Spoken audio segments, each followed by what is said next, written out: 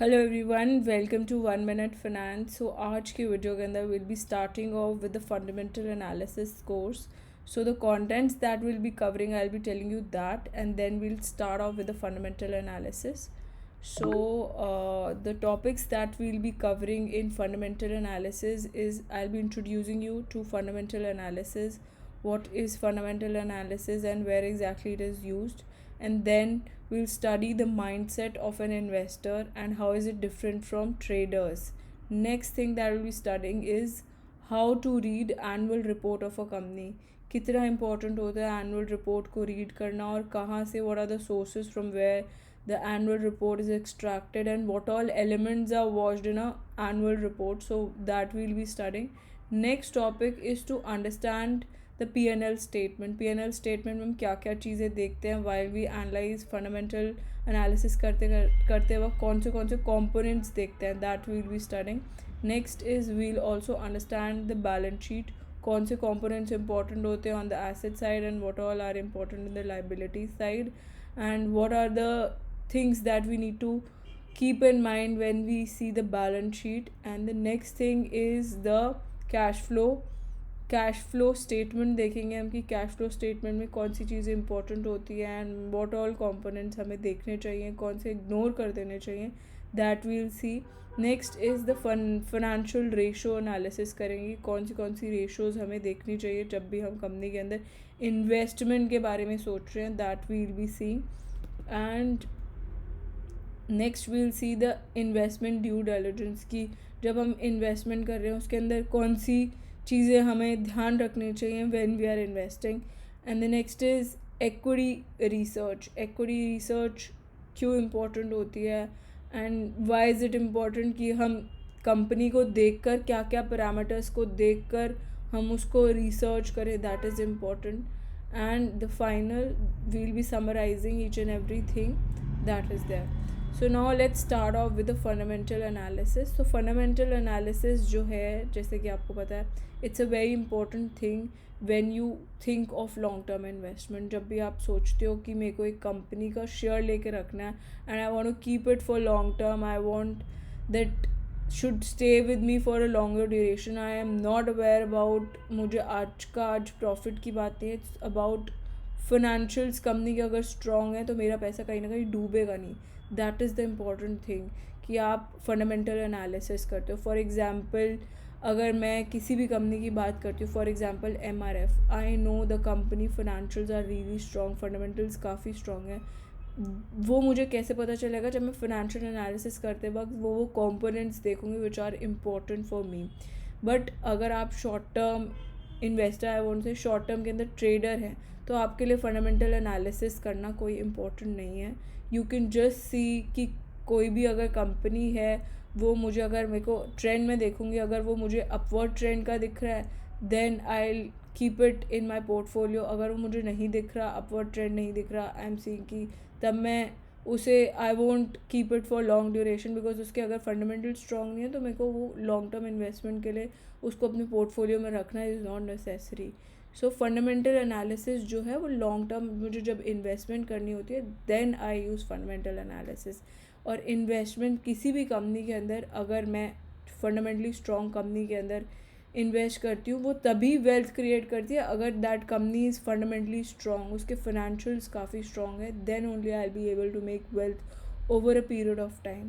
सो fundamental analysis जो है वो आपको अच्छी कंपनीज़ को सेपरेट आउट करने के अंदर एम्फोसाइज करती है फ्रॉम द जंक कंपनीज़.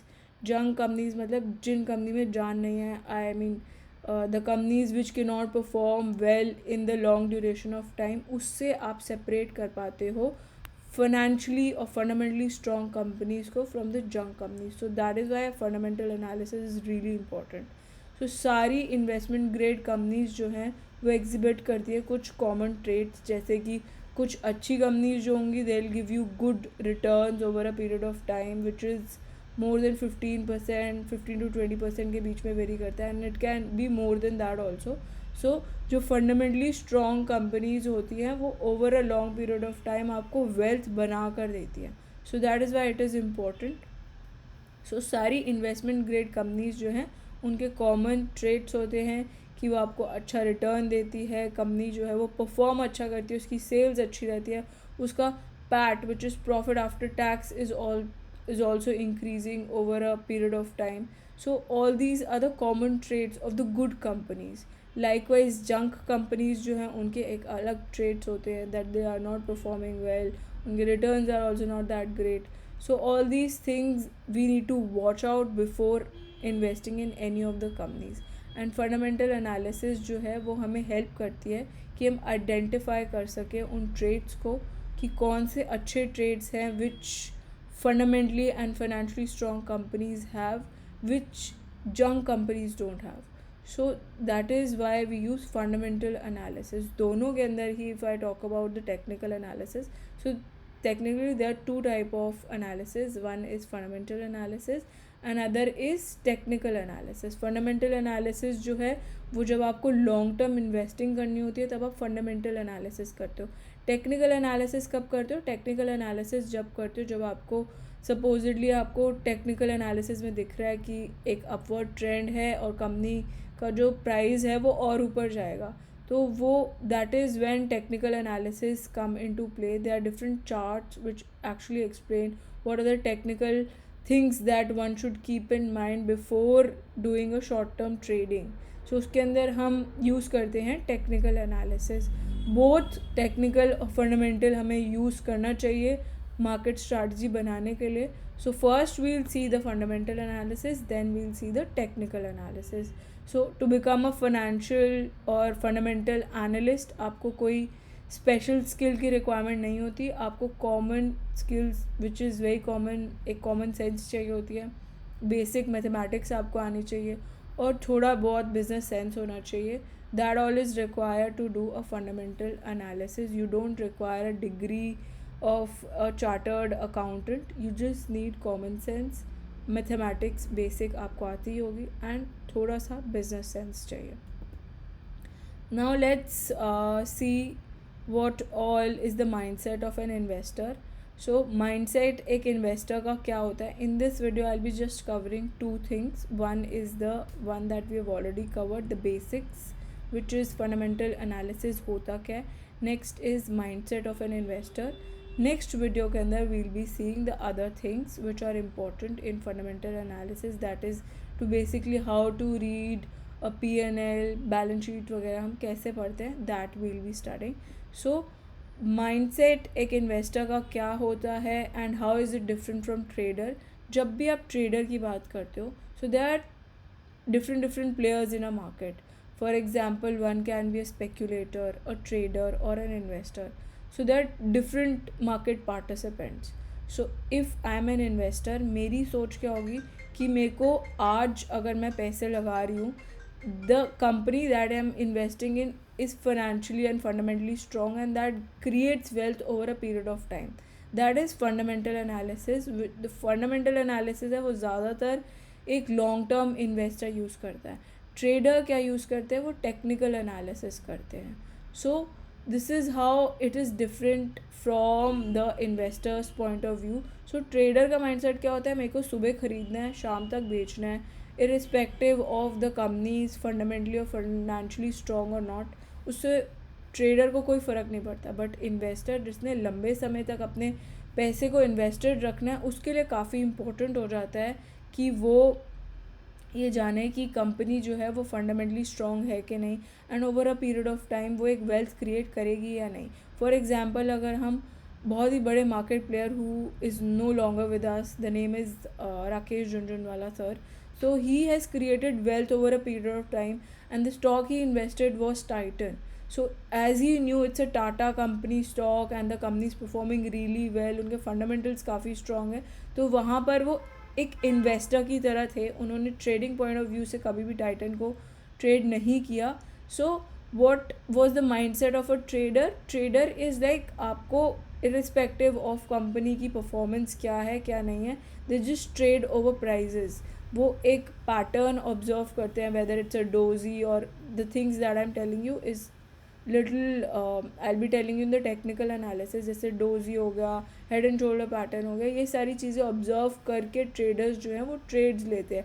या फॉर एग्जांपल वॉल्यूम देख लिया उन्होंने कि किसी कंपनी के अंदर अगर वॉल्यूम बहुत अच्छा है, मतलब बायर्स बहुत ज़्यादा हैं, तो इसका प्राइस और ऊपर जाएगा. सो ट्रेडर्स का माइंडसेट ये होता है कि हम उस तरफ भागें जिस कंपनी के अंदर मोमेंटम ज़्यादा है, वॉल्यूम ज़्यादा है. So that is the mindset of a trader.